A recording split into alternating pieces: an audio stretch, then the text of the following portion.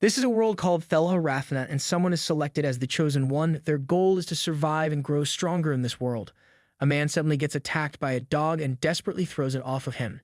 Heavily gasping for air, the man questions what the hell is going on and where he is. The dog suddenly charges at him, shocking the man, who remarks that he didn't even have time to think about his current situation. The one thing he knew for sure was that if he didn't kill it, it would kill him. He manages to take down the dog and asks if it's dead. However, the dog slowly gets up and starts approaching him.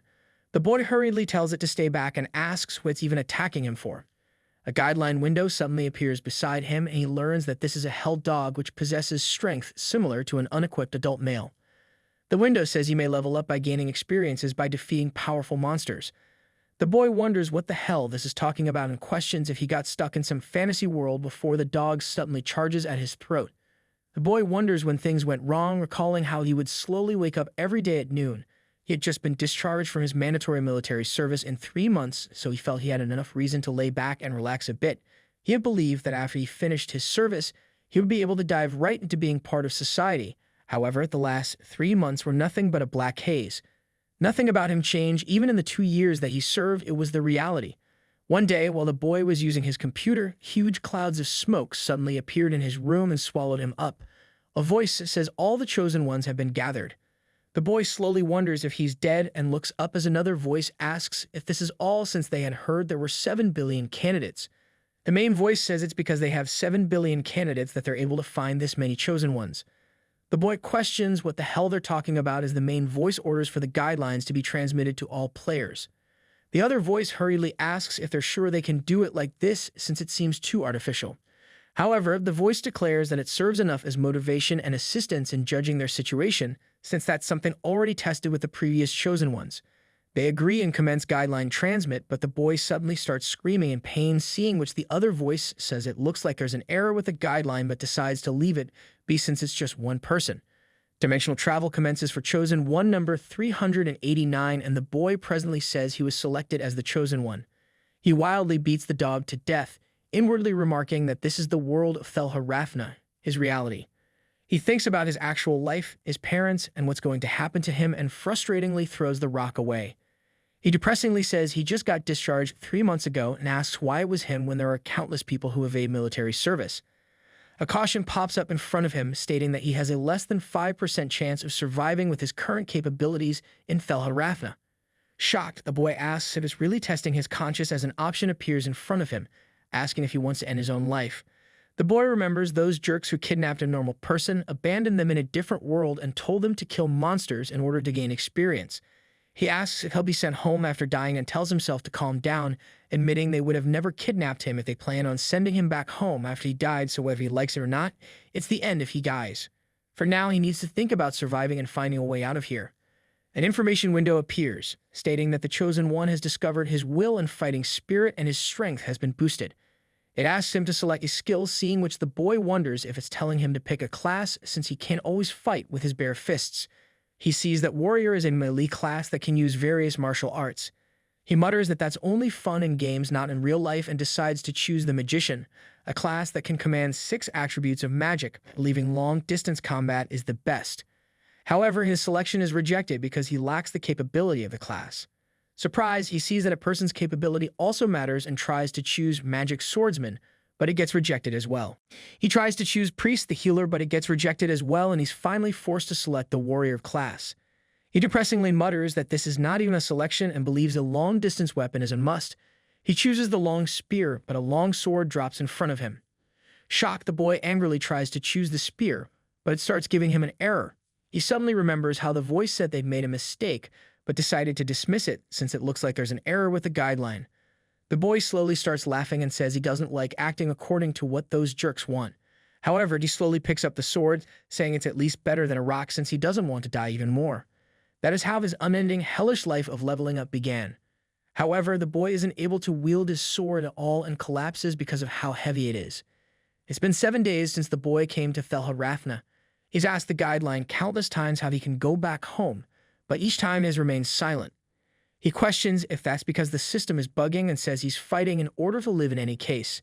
He rushes after a hell dog, telling it to not dare run away, inwardly remarking that the monsters he fights are always hell dogs, If there's one thing that he's learned, it's that these hell dogs also level up.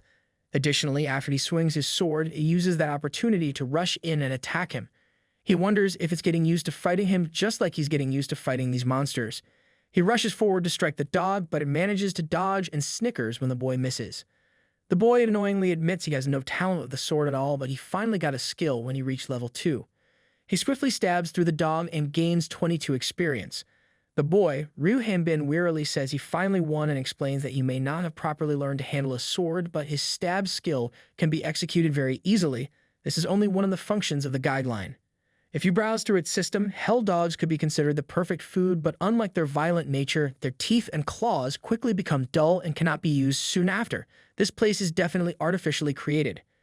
He's sure there's a reason why they brought him here, since it would make sense for them to keep him stuck here for nothing.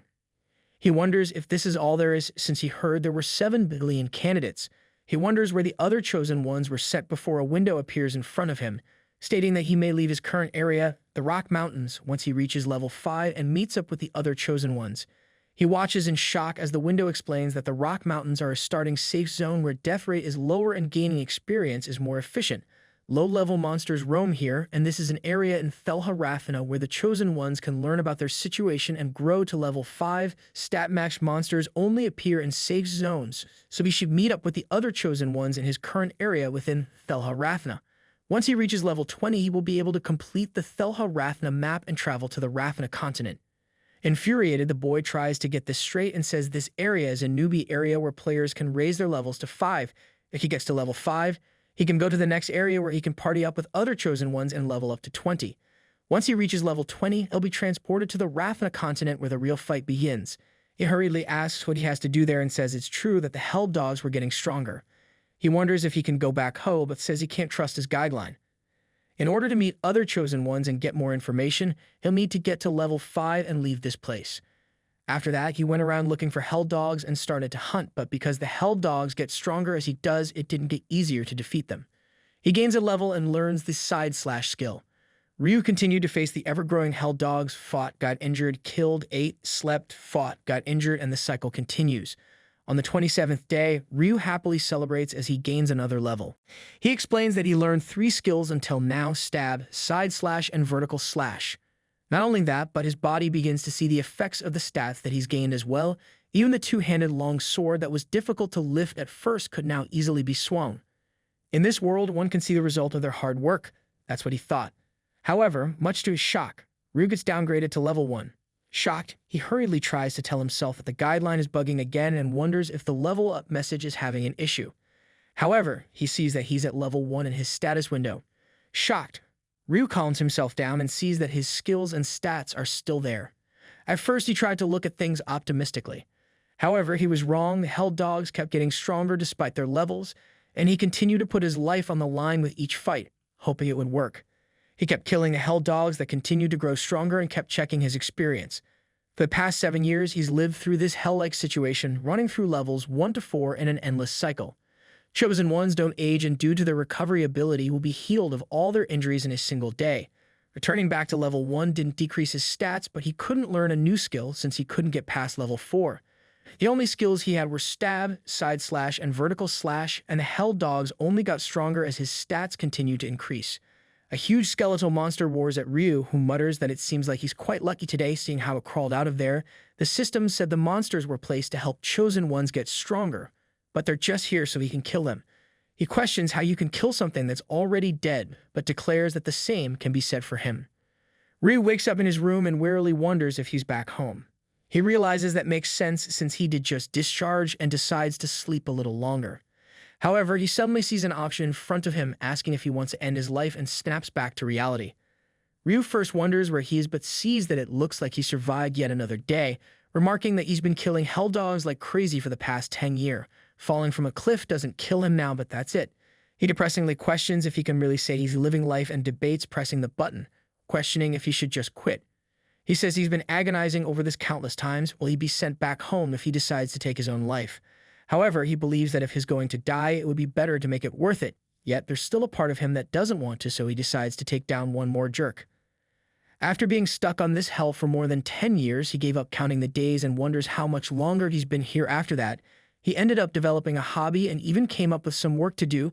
Surviving alone isn't an easy task, but this harsh environment doesn't allow one to become lazy. This is his reality, and if he can't change his situation, he might as well devote himself into doing the things that he can do. If there are just rocks and boulders, he can just make things, so he built a house. He lived day by day with his devotion. He no longer lives with rage. A huge monster suddenly destroys Ryu's house and swipes at him, but Ryu instantly cuts his hand off and says this house took him 3 years, yet it dares to pound it into dust. He understands that it was a bit small and decides to build a palace next time with this monster's bones, explaining that huge hell dogs like this appear now. They're loud and don't even taste good. Terrified, the monster flees, seeing which Ryu mutters that it can run away quickly despite its big size and explains that he's learned the best strategy to defeat them by constantly fighting them. Once the battle starts, they begin with a huge attack. The monster attacks him with its dragon's breath, surprising Ryu, who sees that it's starting with an ult. After landing the devastating attack, the monster slowly lands down, but is shocked to see that Ryu was able to protect himself from the damage. Ryu explains that it's impossible to dodge this guy's breath skill since the area of attack is so large, so he just braced his body and blocked it with his strength. Ryu annoyingly sees that it burned the ends of his hair and asks why it had to go and do that when there isn't even a salon here. Surprised at seeing its enemy unfazed, the Hell Dog would then cast rapid thunderbolts, light and fire magic, but since getting hit by these is painful, Ryu would block them by carving up huge walls of earth. Then Ryu rushes forward for the final cut, but the monster unexpectedly manages to block it and tries to swallow him up. Ryu hurriedly manages to save himself and admits he can't really say he has a talent for swordsmanship, nor does he have any other skills since his level won't increase either, but with the 10,000 times that he's used these skills, he has managed to combine them into one. He swiftly lands cross-impact, triple cross-attack, remarking that it's not a real skill, but there's never been a monster left standing after taking this hit. He cheerily asks if he ended up surviving another day. Meanwhile, the person who sent Ryu to Thelha sees that he's still there and remembers him as the kid who got bugged that one time. He shockingly asks why he's still in Thelha when the 5th generation is operating in Jiren Rafna right now. The 4th were at Roth Rafna, and it was the 3rd generation that went to Thelha, which means it's been 22 years. Stunned, he worryingly says he won't be able to come up with an excuse if that person finds out and can't kill him either, so he questions what he should do. Ryu's status window pops up and the person sees that he's at level 4. He wonders how he managed to survive for 22 years and sees that his stats and skills are pretty bad too. Ryu mutters in shock that after all this time what he saw naturally became the norm, a red sky where the sun never rises or sets with clusters of dead tree branches on the ground and being stranded on a rock-filled mountain of hell. He jumps up in the Sade Forest in the Greyloot Kingdom in the northern Rathna continent and starts laughing. He falls down in a pond and says he doesn't know what's going on and it's not home, but it's better than that god-forsaken mountain. He admits it's still weird since he suddenly became level 5 when he got here and he got a communication skill. He suddenly remembers that he has to be level 20 to come to the Rathna continent and questions why he was transported here. He still receives an error and wonders if he's still bugged, questioning what the hell he's supposed to do. A window Ryu has never seen before suddenly appears in front of him, stating that he's been given a final mission to kill one of 6 goddesses of Rathna, offering him a reward of eternal youth and immortality, to be sent back to Earth with his stats intact and to fulfill his 3 wishes. However, it informs him that there are some factors to consider, telling him to keep his identity as a person from another world, a secret from others, and to register at the Hunters Guild in the corporate city of Onpras. A huge dragon suddenly roars above him, seeing which he incredulously asks why the hell the first monster to appear in front of him is a freaking dragon. The dragon suddenly speaks, calling him an otherworldly demon and asking how he dares to enter his forest. It furiously questions if he intends to come at him without a weapon on hand. Surprised, Ryu suddenly realizes he doesn't have his sword and says he needs to grab it. However, he realizes it'll be too late and dodges the dragon's fire breath, explaining that if you're in a predicament like this, it's the perfect time to shake your enemies since killing it comes later. He charges towards the dragon to punch it, seeing which it chuckles and calls him ridiculous. However, Ryu shockingly pummels it into the sky. He hurries to get his sword but suddenly stops, realizing what he did. There once lived a brilliant dragon in the sky, dragon knights of the Extrad Kingdom. That dragon's mountain name was Epher and was the great pride of knights. However, a great ordeal came upon Epher in the form of the kingdom's prince who whined about wanting to ride her. However, mounting a dragon was no simple feat, and in the end, the prince died. Epher's poor knight was executed, and Epher herself was able to escape the kingdom through the help of the other kind knights. The lonely dragon who now lived in the forest didn't even have time to mourn because the forest was where many otherworldly humans would frequently appear.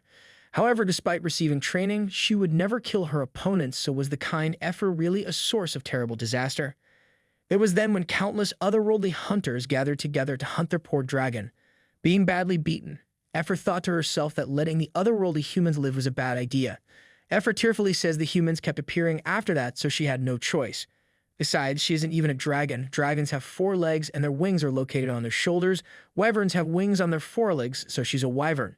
She tells Ryu to let her go since this is common knowledge, but Ryu annoyingly says that's not the point. He wants to know how she knew he was from another world. Effer sadly says she can't tell just by looking, but their bodies disappear when they die, and Rathnians hardly ever enter this forest. Ryu wonders if she just assumed he was an otherworldly person and believes that means no one will be able to find out his identity judging by his appearance alone. He asks if this is the saved forest in the Greyloot Kingdom, so Effer explains that the Greyloot Kingdom was destroyed long ago and it's now called the Extrad Kingdom. Ryu annoyingly realizes his guideline hadn't been updated and questions what the hell is even going on. Effer asks Ryu to not kill her since she didn't think he would be this strong, but Ryu says she should have just lain low, asking why she had to go and attack him. Terrified, Effer mutters that that's because he's an otherworldly demon. She hurriedly clarifies that it wasn't her, the goddess just told her. Surprised, Ryu asks her to tell him in detail. Effer sadly says she's in pain right now and asks if it would be okay for her to go home and rub some medication, hearing which Ryu furiously asks if she's doing this on purpose and if she wants him to hit her again. He learns that otherworldly humans started to appear in Rathna 40 years ago. At first, the otherworldly humans and Rathnians got along, but it didn't last long. Otherworldly humans started killing Rathnians in order to increase their levels. The more powerful ones banded together and created Great Ursula, a group with the goal of killing the goddess. Otherworldly humans are strong because just like dragons, these humans can easily level up just by killing their opponents. There was no way to fight against them when they were being led by a leader who was level 100, so before they came, the continent's 4 heroes, Berolt the Sword King, Lenovia the Archmage, Garhan the Terrible, and Halian the Transcendentalist of Life and Death, massacred the otherworldly humans in an instant. Effer takes Ryu to her cave and while applying medicine explains that the 6 goddesses blessed the continent. After that, Earthlings are otherworldly demons that have made contracts with the wicked demon god, which is why they are quickly executed.